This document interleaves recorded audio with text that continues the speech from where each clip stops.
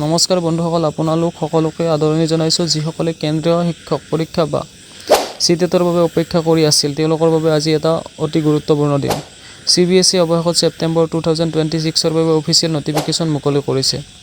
আজিৰ এই ভিডিঅ'টোত মই আপোনালোকক জনাম গুৰুত্বপূৰ্ণ তাৰিখ, যোগ্যতা আৰু কিছুমান ষ্ট্ৰেটেজি। পোনপ্ৰথমে মনত ৰাখক আটাইতকৈ গুৰুত্বপূৰ্ণ তাৰিখকেইটা।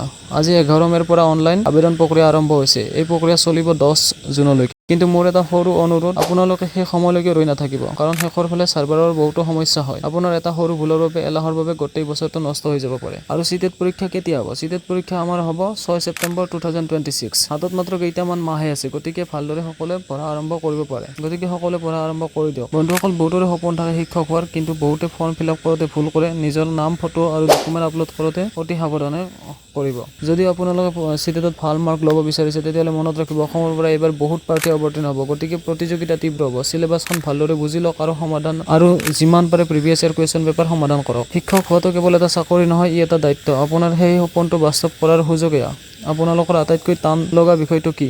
তলত কমেণ্ট কৰি জনাওক। মই চেষ্টা কৰিম সেই বিষয়টো সহায় কৰিবলৈ। ভিডিঅ'টো আপোনাৰ বন্ধুসকলৰ লগত শ্বেয়াৰ কৰক, যাতে কোনেও এই খবৰটো মিছ নকৰে।